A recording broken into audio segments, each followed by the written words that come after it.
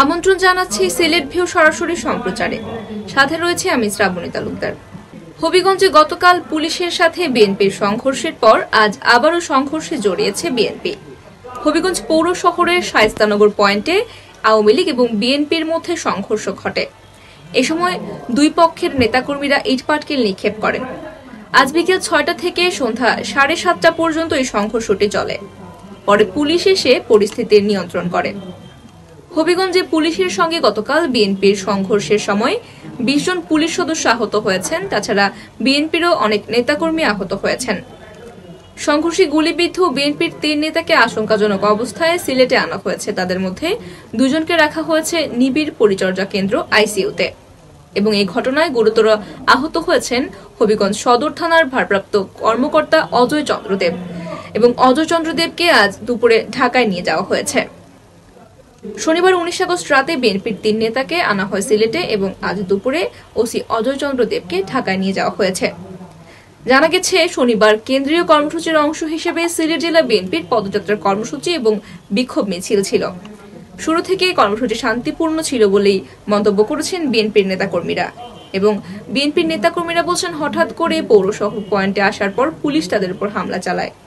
তবে এই ঘটনায় বিএনপি পুলিশ পরস্পরকে দোষারোপ করছে।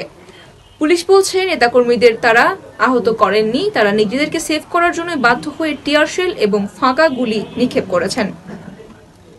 সদর সার্কেলের অতিরিক্ত পুলিশ সুপার খলিলুর রহমান জানিয়েছেন, বিএনপি শুরুতে শান্তিপূর্ণভাবে মিছিল করছিল, কিন্তু হঠাৎ করেই তারা মারমুখী হয়ে যায় এবং পুলিশের উপর ইটপাটকেল ছুটতে শুরু করে, যে কারণে বাধ্য হয়ে পুলিশ টিয়ার শেল নিক্ষেপ করে।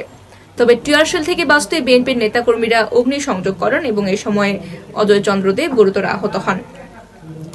এদিকে প্রত্যক্ষদর্শীরা বলছে, আজকে বিকেলে হবিগঞ্জের শায়েস্তাগঞ্জ নগর পয়েন্টে প্রতিবাদ সমাবেশ এবং বিক্ষোভ মিছিল করছিল আওয়ামী লীগ। বিএনপির নৈরাজ্য এবং সন্ত্রাসের বিরুদ্ধে তাদের এই প্রতিবাদ সমাবেশ ছিল। সমাবেশ শেষে মিছিল বের করেছেন আওয়ামী লীগের নেতাকর্মীরা এবং তারা হেঁটে হেঁটে মিছিল নিয়ে যখন বিএনপির কার্যালয়ের সামনে যান, তখনই বাধে বিপত্তি। ঘটনাস্থলে দুই পক্ষের মধ্যে সংঘর্ষ বেঁধে যায় এবং এ সময় পুলিশ এসে ঘটনা নিয়ন্ত্রণ করে। তবে পুলিশ চলে আসার কারণে ঘটনাটি ত্রিমুখী সংঘর্ষের রূপ নেয়। জেলা আওয়ামী লীগের সাধারণ সম্পাদক অ্যাডভোকেট মোহাম্মদ আলমগীর চৌধুরী বলেছেন, তারা শান্তিপূর্ণভাবেই মিছিল করছিলেন। এই সময় হঠাৎ বিএনপি নেতাকর্মীরা ইটপাটকেল ছুটতে শুরু করে কার্যালয়ের ভেতর থেকে এবং তারপরে জবাবে তারাও ইটপাটকেল ছুটতে শুরু করেন এবং একটি সংঘর্ষের রূপ নেয়। তবে বিএনপির কেন্দ্রীয় নেতা সাবেক মেয়র জি.কে. ঘোষ বলেছেন, আওয়ামী লীগের নেতাকর্মীরা মিছিলে লাঠিসোঁটা সহকারে তাদের কার্যালয়টিকে ধেয়ে আসছিলেন, তাই তারা ইটপাটকেল নিক্ষেপ করেছেন এবং এতে করে দুই পক্ষেরই অসংখ্য নেতাকর্মী আহত হয়েছেন। তবে পুলিশের পক্ষ থেকে এই ব্যাপারে কোনো বক্তব্য পাওয়া যায়নি। এখনো পুলিশ জানায়নি ঠিক কত সংখ্যক নেতাকর্মী আহত হয়েছেন, নিশ্চিত করে বলা যায়নি। এই ছিল আমাদের হাতে থাকা এখনকার আপডেট। সাথে থাকার জন্য সকলকে ধন্যবাদ।